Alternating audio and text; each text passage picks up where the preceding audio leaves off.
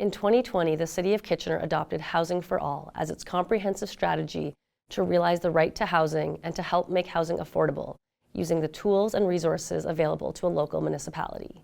In recent years, it has become clear that the current housing delivery and support systems have not been functioning effectively for everyone in our community. Housing needs have not been met, and the existing silo approaches by orders of government, nonprofits, institutions, and the private sector were not as effective as we needed. That's why we decided to look at things differently, working with everyone from long-standing community partners like the House of Friendship to the city's new Lived Expertise Working Group. The vision for Friendship Village is to build a community where all can belong and thrive, and that we have different levels of care all in that village. So as people continue to improve, they can get the appropriate care and housing, but still stay in that village and not break the connections they've made. It helps when people are starting their recovery to know that there are people that have succeeded. Yes, we do slip, and we slip hard, but to know that you can come back from that, it's an amazing thing to see somebody like me that is a survivor. All of us want to give and find a way to have purpose and belong in this community. And that is the power of supportive and affordable housing. It gives people that opportunity to become part of the community, to give back, to get involved. It gives them that dignity and the confidence and support to do that. To thrive is to belong. And that's what supportive housing does for everybody. You know, Eric and I met probably about a year ago.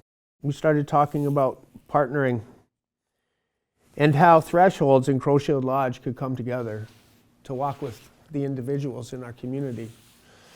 With not only the Indigenous, but some of the non-Indigenous individuals that would find the Indigenous worldview beneficial.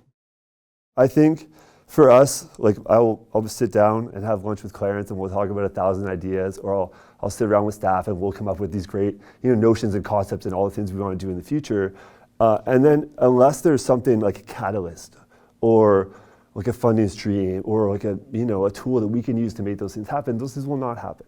I wanted to be a part of offering care holistically.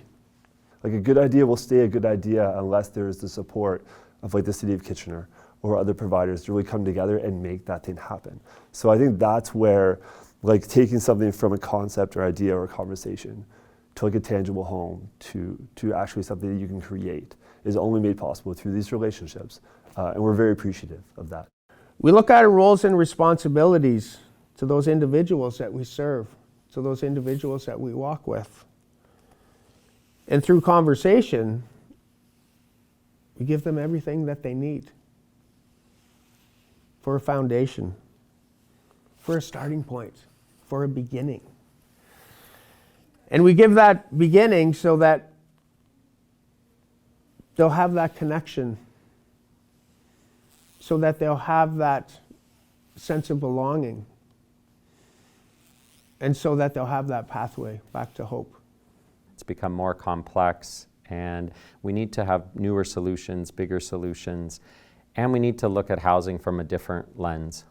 A critical element of Housing for All has been the recognition that we must all work together. There's many things, but in some it's the support of the staff and the support of the people that live around us. But we have this also obligation to look at future generations and long-term growth and long-term development and building communities of the future. So what this is about, it's about collaboration, it's about partnerships, it's about the right time, but it's also about organizations and communities coming together